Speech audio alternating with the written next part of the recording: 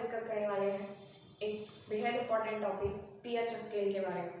हम इस लेक्चर में पढ़ेंगे पीएच स्केल और उस पर बेस्ड कुछ क्वेश्चंस और साथ ही साथ ब्लीचिंग पाउडर और baking soda, washing soda, POP यानी प्लास्टर ऑफ पेरिस, इन सब के बारे में पूरी तरह से प्रिपरेशन मेथड, इनका मॉलिक्यूलर फार्मूला और साथ ही साथ इनके यूजेस। ये टॉपिक आपके एग्जाम के बेसिस से काफ़ी इंपॉर्टेंट है। कभी कभी पीओपी प्रिपरेशन मेथड और इसका यूज़ पूछ लिया जाता है, कभी कभी जनरली 2 मार्क्स के लिए आपका ब्लीचिंग पाउडर वगैरह का यूज़ पूछ लेते हैं। तो हम डिस्कस करते हैं इस लेक्चर में इन्हीं चीज़ों के बारे में। सबसे पहला टॉपिक है हमारा, सबसे फर्स्ट टॉपिक है pH.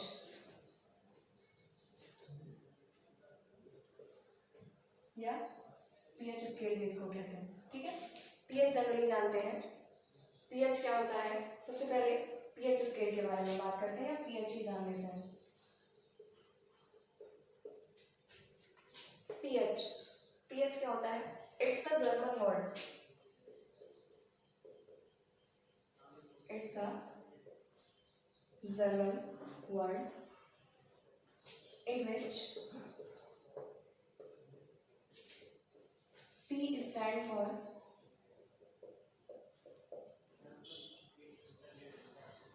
potent. Its mean power. So pH is a German word in which P stands for power and H for hydrogen. So basically हम पीएच को इससे समझ सकते हैं, the power of hydrogen atom.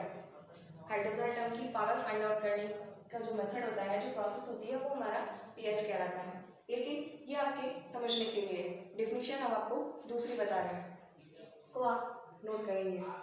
A scale for measuring hydrogen ion concentration in any given solution is called pH scale. A scale for measuring hydrogen ion concentration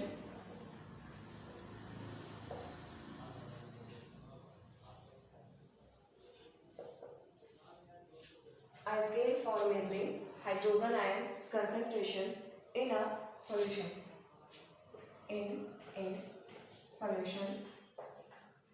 is known as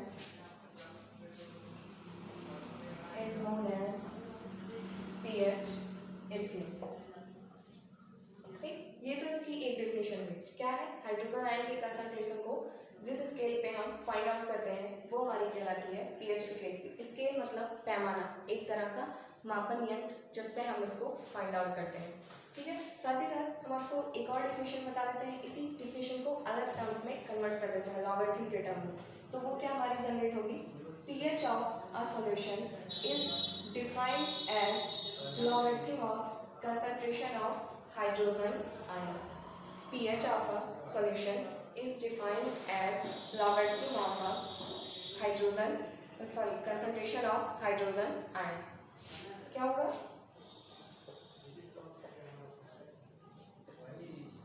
logarithm of concentration of hydrogen ion, ठीक है। Logarithm होता है hydrogen ion के concentration का। इसका formula क्या generate होता है? चलिए आगे लिखते हैं इसको। इसका फॉर्मूला क्या जनरेट होगा? pH is equal log 1 by concentration of hydrogen ion। ये फॉर्मूला आया कहाँ से? इसकी बात कर लें, ये फॉर्मूला निकलता कैसे? क्योंकि क्या होता है, फॉर्मूले भूल जाते हैं तो आपको इसमें मिलाना सिखा देते हैं। हमने कहा कि ये जनरेट कैसे होता है? पीएच क्या होता है? निगेटिव लॉगरिथम होता है हाइड्रोजन आयन कंसंट्रेशन का। पीएच क्या होता है? निगेटिव लॉगरिथम होता है हाइड्रोजन आयन कंसंट्रेशन का। तो हम इसको लिख सकते हैं generally pH equal minus log hydrogen ion concentration. ये कंसंट्रेशन शो करता है। अब हम एक फॉर्मूला पढ़ेंगे, n log m, it's give log m power n। यहाँ नेगेटिव n है, ये ऊपर चला जाएगा तो क्या बनेगा log h प्लस, और इसी को लिख सकते हैं log 1 बाई h प्लस। ये होता है हमारा pH। ठीक, ये फॉर्मूला यही से जनरेट हुआ। इसको एक और टर्म्स में लिख सकते हैं, इसको यहाँ से यहाँ ट्रांसफर करके वो क्या जनरेट होगा h plus equal 10 to the power pH। ये भी हमारा एक फॉर्मूला है hydrogen ion concentration find out करने का। वो क्या होगा h plus equal 10 to the power minus pH। ठीक, इसको आप नोट डाउन करिए। तो इस पे हम कुछ क्वेश्चंस बता देते हैं। pH scale,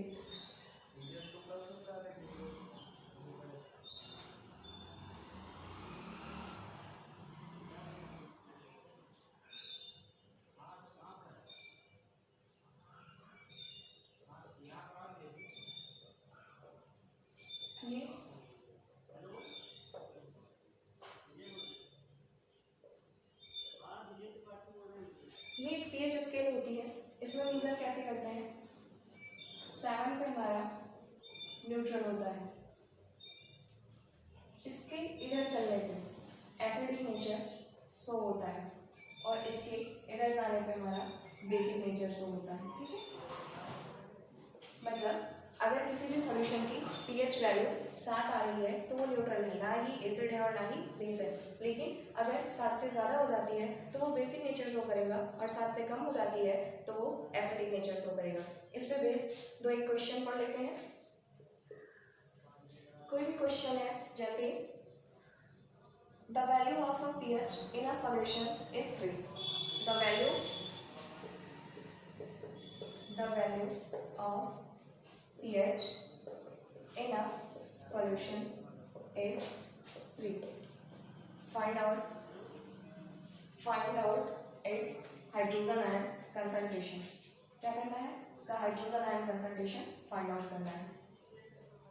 find out it's hydrogen ion concentration.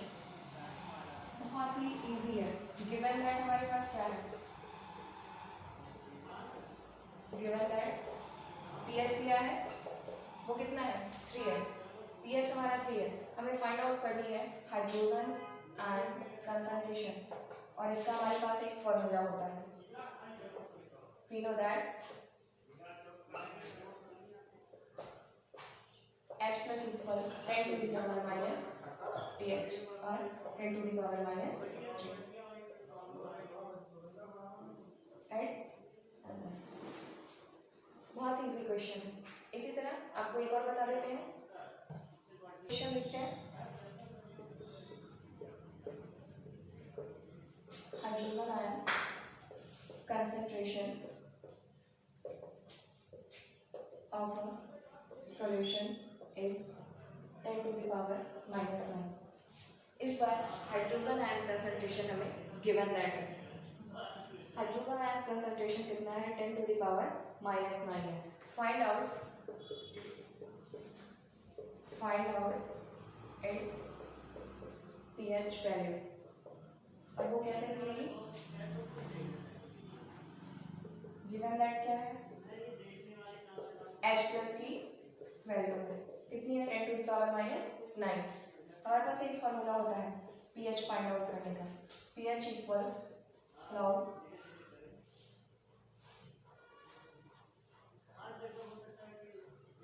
कुछ भी लिख सकते हैं 1/H प्लस, इसको ऐसे लिख देते हैं। ठीक, ये भी हमारा चल सकता है। या फिर इसके अलावा एक और फॉर्मूला जो जिससे हमने इसको कन्वर्ट किया है माइनस लॉग H प्लस। ठीक, minus log 10 to the power minus 9। H plus की वैल्यू है माइनस n लॉग n से इसको कर लीजिए तो ये हो जाएगा 9 लॉग 10। और जानते हैं लॉग माइनस और माइनस प्लस हो जाएगा, लॉग 10 की वैल्यू 1 होती है, इसलिए हमारा आंसर क्या हो जाएगा 90। अब आप अगर ये चेक करना चाहें कि एसिडिक नेचर है या बेसिक, तो आप जानते हैं कि जो pH स्केल बनी थी उसमें 7 से एबव जितने होते हैं वो सब के सब क्या शो करते हैं, बेसिक। इसका मतलब इसका जो नेचर होगा वो क्या होगा, बेसिक होगा। ये तो आपका पूरी बात हुई पीएच स्केल के बारे में। अब आपका स्टार्ट करते हैं अगला टॉपिक, साल्ट। अब आपका नेक्स्ट टॉपिक साल्ट के बारे में पढ़ते हैं। साल्ट क्या होते हैं, पीछे आपने इसका बहुत नाम सुना है, फिर भी एक बार बता देते हैं सॉल्ट क्या होते हैं। Salt is an ionic compound formed by neutralisation reaction. Salt हमारे क्या होते हैं, salt is an ionic compound formed by neutralisation reaction. ये क्या होते हैं, न्यूट्रलाइजेशन रिएक्शन के थ्रू फॉर्म होते हैं। कैसे फॉर्म होते हैं, आयनिक कंपाउंड क्यों कहा गया है, क्योंकि इसमें एक पॉजिटिव रहता है एक निगेटिव आयन रहता है, दोनों मिलकर साल्ट फॉर्म करते हैं। जब पीछे साल्ट बन रहा था तो मैंने आपको बताया था कि ये पॉजिटिव और नेगेटिव जुड़ के साल्ट फॉर्म करेगा। इसका जो पॉजिटिव पार्ट होता है वो बेस से आता है और जो नेगेटिव पार्ट होता है वो हमारा एसिड से आता है। एसिड्स हमारे दो टाइप के होते हैं, स्ट्रॉन्ग एसिड, वीक एसिड, और इसी तरह बेस भी हमारा दो टाइप का होता है, स्ट्रॉन्ग बेस और वीक बेस। इसी के बेसिस पे सॉल्ट 3 कैटेगरीज में डिवाइड किए गए हैं। आप उनको जान लीजिए, उसके बाद फिर आगे बढ़ते हैं। पहली कैटेगरी हमारी क्या होगी, neutral salt. Sorry, first is neutral salt. Second one is neutral कब आएगा, जब एसिड और बेस दोनों क्या हो जाए, स्ट्रॉन्ग हो जाए। तब जब दो लोग बराबर टक्कर वाले होते हैं तो मैच ड्रॉ हो जाता है। इसी तरह जब स्ट्रॉन्ग एसिड और स्ट्रॉन्ग बेस ऐड करेंगे, जुड़ेगा, स्ट्रॉन्ग एसिड और स्ट्रॉन्ग बेस जब ऐड होगा तो वो हमारा फॉर्म करेगा न्यूट्रल। ठीक है, इसके बाद बात करते हैं एसिडिक सॉल्ट की। सेकेंड टाइप आपका होता है एसिडिक सॉल्ट। एसिडिक सॉल्ट कब जनरेट होगा, एसिड नेचर कब शो करेगा, अगर एसिड स्ट्रॉन्ग है और बेस वीक हो जाए। बेस हमारा वीक हो जाए तो क्या है, अगर माइनस चार्ज कम रहता है, जैसे आप मैथ्स में फैक्टराइजेशन वगैरह करते हैं तो जो क्वांटिटी बड़ी होती है उस पर जो साइन होता है प्लस होता है तो प्लस लिखा जाता है, माइनस होता है तो माइनस लिखा जाता है। उसी तरह अगर एसिड स्ट्रॉन्ग होगा तो ये एसिडिक सॉल्ट बन जाएगा, और अगर बेस स्ट्रॉन्ग होगा तो ये हमारा बेसिक सॉल्ट बन जाएगा। तो क्या है, strong acid plus weak base. ठीक, इसी तरह थर्ड बेसिक सॉल्ट, ये क्या होगा, इसमें वीक बेस होगा और हमारा स्ट्रॉन्ग एसिड हो जाएगा। ठीक है, इसको आप जान लीजिए, जो भी चीज़ स्ट्रॉन्ग होगी वही नेचर शो करेगा। अब आगे सॉल्ट जो हमारे सिलेबस में है और इम्पॉर्टेंट है उनकी बात कर लेते हैं। बेसिकली 5 आपको पढ़ने, कौन कौन से हैं आपको बता देते हैं। पहला तो आपका है sodium hydroxide. First one is sodium hydroxide. Sodium hydroxide. Second one हमारा होगा ब्लीचिंग पाउडर। ठीक है, जिसका फॉर्मूला होता है CaOCl2। इसको कहते हैं ब्लीचिंग पाउडर। इसका नाम आपने बहुत बार सुना होगा, घरों में काफ़ी यूज होता है, कभी नल वगैरह में भी डाला जाता है पानी साफ करने के लिए। थर्ड हमारा जो है वो है बेकिंग सोडा। चलिए पहले फॉर्मूला लिख देते हैं। बेकिंग सोडा का फॉर्मूला हमारा होता है NaHCO3। ये होता है बेकिंग सोडा। इसके साथ ही अगला है हमारा वॉशिंग सोडा।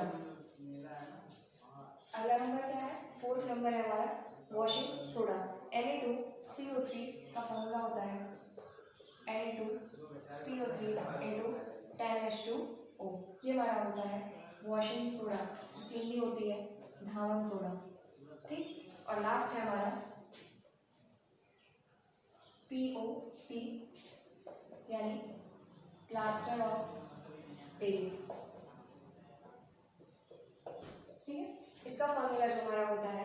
होता है CaSO4 इंटू हाफ H2O। ठीक, ये 5 हैं जिनकी आपको प्रिपरेशन मेथड जाननी है, फॉर्मूला, इनके नाम और साथ ही साथ इनका यूज़ कहाँ होता है। तो आइए हम एक एक को सीक्वेंस में पढ़ लेते हैं कि क्या होता है। आप इसको नोट डाउन कर लीजिए, फिर रफ कर दें। फर्स्ट टाइप की बात करते हैं, सोडियम हाइड्रोक्साइड। इसका जो फॉर्मूला होता है, अभी आपने पढ़ा NaOH, और इसका जो कॉमन नेम होता है, जो जनरली यूज होता है, वो क्या होता है? इसका कॉमन नेम होता है कास्टिक सोडा। कास्टिक सोडा, ठीक है। अब बात कर लेते हैं इसके preparation.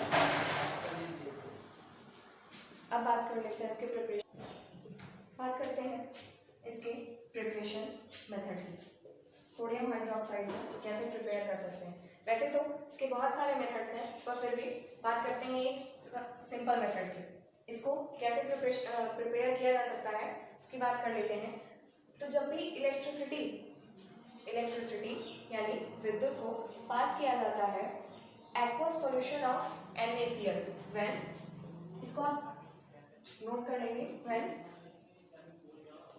Electricity else passes through aqueous solution of NaCl, it gives sodium hydroxide।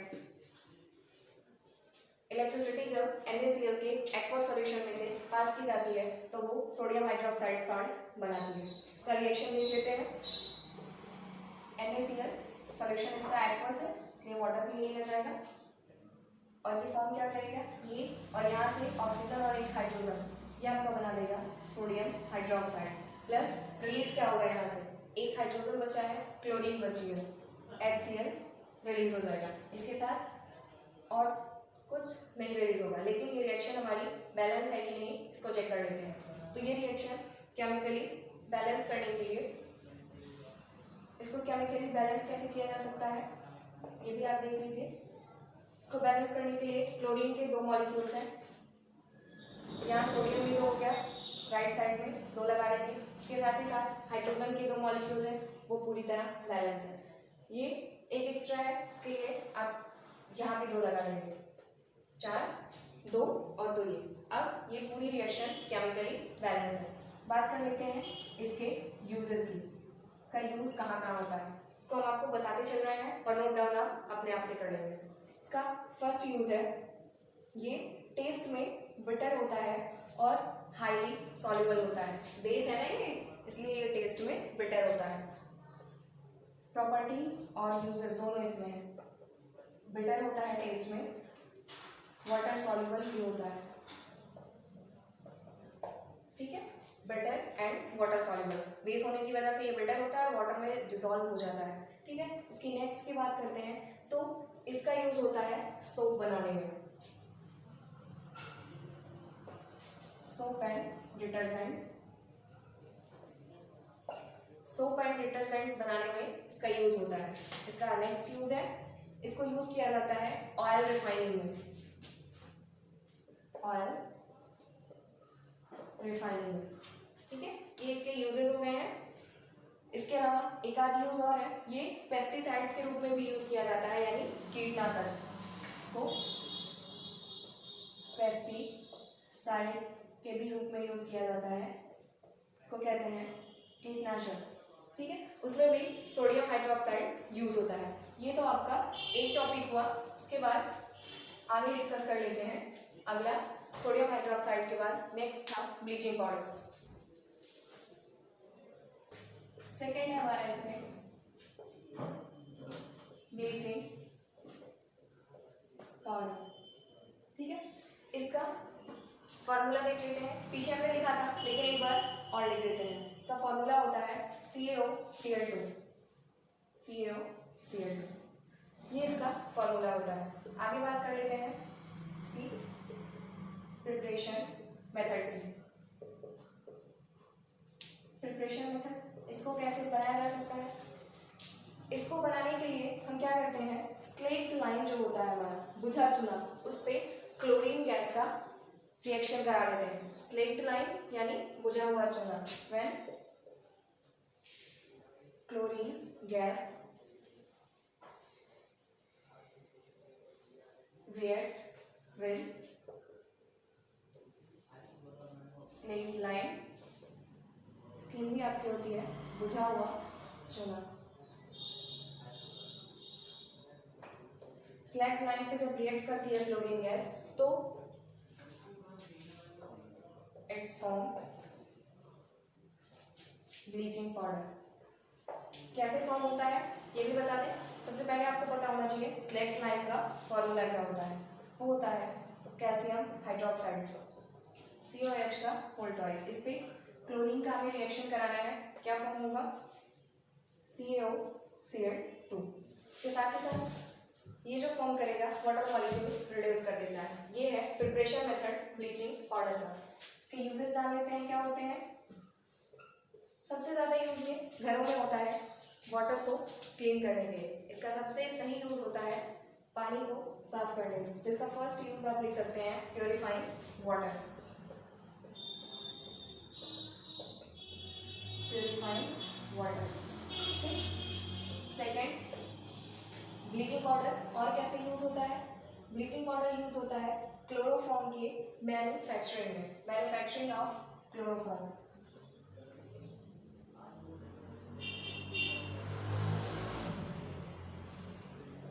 Chloroform इसके मैन्युफैक्चरिंग में भी यूज होता है।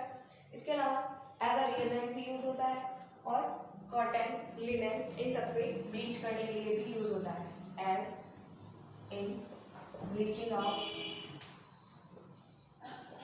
Cotton, linen etcetera. ये तो हमारे यूजेस हो गए ब्लीचिंग पाउडर के। ये है इसका प्रिपरेशन मेथड। स्लेट लाइन पे क्लोरीन गैस की रिएक्शन करा देंगे तो वो फॉर्म करता है ब्लीचिंग पाउडर और वाटर मॉलिक्यूल हमारा रिड्यूस कर देता है, ठीक है। ये आपका हुआ। नेक्स्ट आगे बात करते हैं थर्ड की। थर्ड हमारा क्या था, नेक्स्ट है हमारा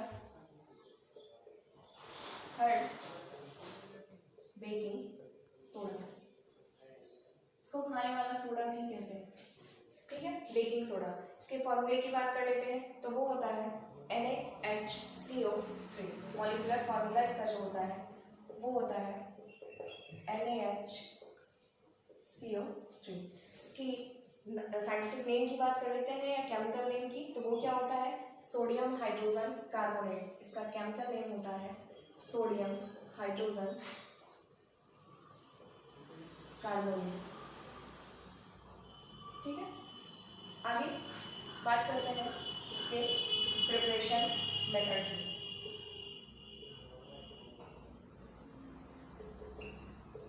प्रिपरेशन मेथड हम इसके आगे वर्डिंग नहीं लिखने वाले हैं, डायरेक्ट रिएक्शन आपको बताएंगे, वर्डिंग सिर्फ समझाते चल रहे हैं। जब भी सोडियम क्लोराइड को रिएक्ट कराते हैं वाटर और CO2 की प्रेजेंस में अमोनिया से, तो सोडियम हाइड्रोजन कार्बोनेट यानी बेकिंग सोडा फॉर्म करता है। फिर से सुन लीजिए, NaCl का रिएक्शन कराना है हमें, NaCl का रिएक्शन कराना है किसकी प्रेजेंस में, H2O और CO2 की प्रेजेंस में अमोनियम यानी NaCl plus H2O and CO2 इसकी प्रेजेंस में कराना है इसके साथ, और तब जो हमारा फॉर्म होगा वो ये फॉर्म होगा NaHCO3 यानी बेकिंग सोडा। NaCl का रिएक्शन कराना है NH4 से H2O और CO2 की प्रेजेंस में, तब जो फॉर्म करेगा हमारा वो बेकिंग सोडा होगा यानी सोडियम हाइड्रोजन कार्बोनेट। इसके साथ ही साथ आपका रिलीज करेगा NH4Cl,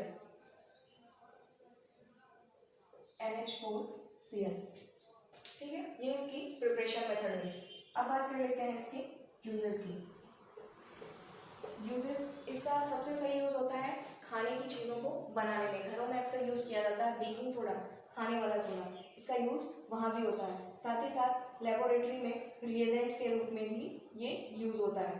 ठीक है, लेबोरेटरी रिएजेंट। सेकेंड है खाने के लिए, इसका टेस्ट खराब होने से इसको बचाने के लिए भी किया जाता है। इसका यूज बेकिंग पाउडर को बनाने में भी किया जाता है। Baking powder. बेकिंग पाउडर हमारा क्या होता है, वो जब बनता है उसका यूज कहाँ होता है ये आपको बता देते हैं। जो हमारी ब्रेड बनती है उसको स्पंजी बनाए रखने के लिए हम बेकिंग पाउडर का यूज करते हैं। जो ब्रेड हमारी बनती है उसमें बेकिंग पाउडर का यूज किया जाता है, उसे ब्रेड को स्पंजी बनाने में हम यूज करते हैं बेकिंग पाउडर का। तो ये हमारा हुआ बेकिंग सोडा। बेसिकली बहुत ज़्यादा नहीं पूछा जाता है, कभी कभी पूछ लेता है कि बेकिंग सोडा की प्रिपरेशन मेथड बताइए या वो क्या होता है, तो आपको इतना मैटर सफिशिएंट रहेगा आपके लिए। ये लॉन्ग में नहीं पूछा जाता है, और अगर पूछा जाएगा तो कोई एक क्वेश्चन इसके साथ वहाँ अटैच होगा। अब बात कर लेते हैं फोर्थ टाइप यानी वॉशिंग सोडा की।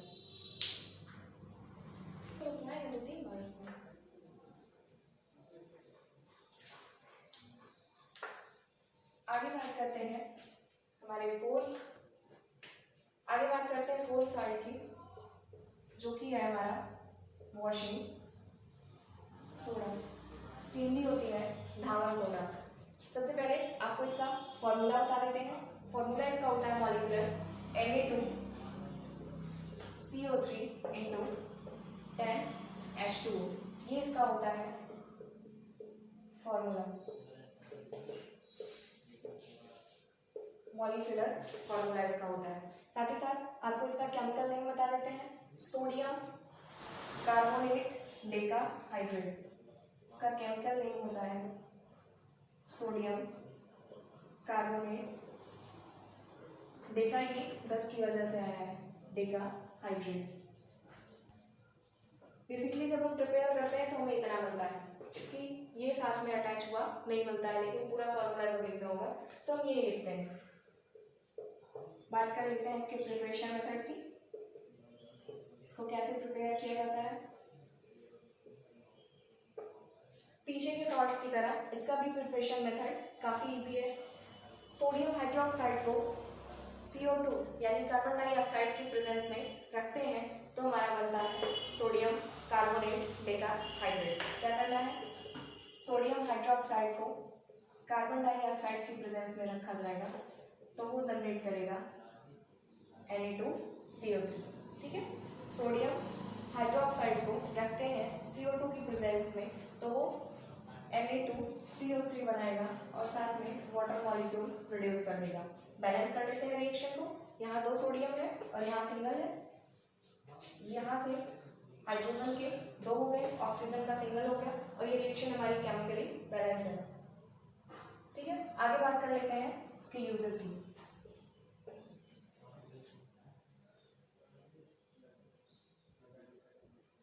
अब बात कर लेते हैं इसके यूजेस की। वॉशिंग सोडा, वॉशिंग जैसे कि नाम से ही क्लियर है, ये कपड़ों को धुलने के लिए भी यूज किया जाता है। साथ ही साथ इसका यूज होता है ग्लास, पेपर, इनको बनाने वाली जो इंडस्ट्रीज होती हैं, ग्लास पेपर इंडस्ट्रीज में इसका यूज होता है। इसका नेक्स्ट यूज है manufacture of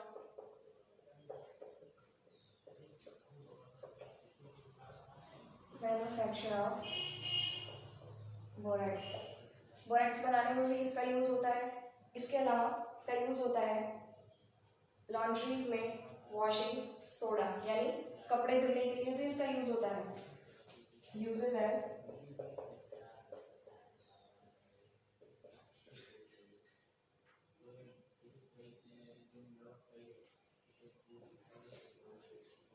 as washing soda.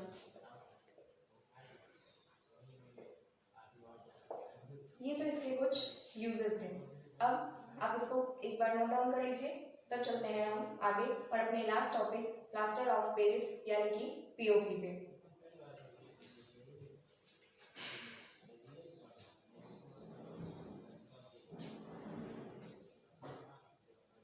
जो भी चीज़ें आप नोट डाउन नहीं कर पा रहे हैं उनको आप वीडियो को पॉज करके नोट कर सकते हैं। ठीक है, अब इस चैप्टर के last topic, last part, POP यानी प्लास्टर ऑफ पेरिस की।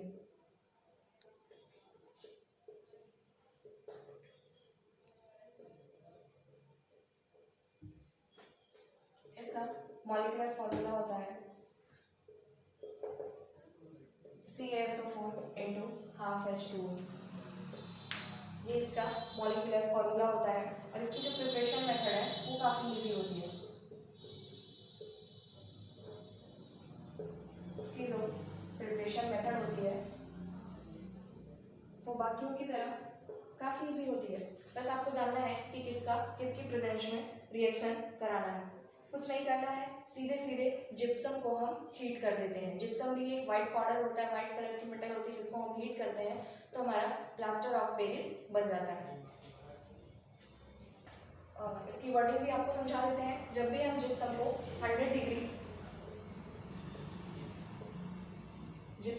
100 डिग्री सेंटीग्रेड या 373 केल्विन पे, ये दोनों टेम्परेचर एक ही है, डिग्री सेंटीग्रेड में है और केल्विन में।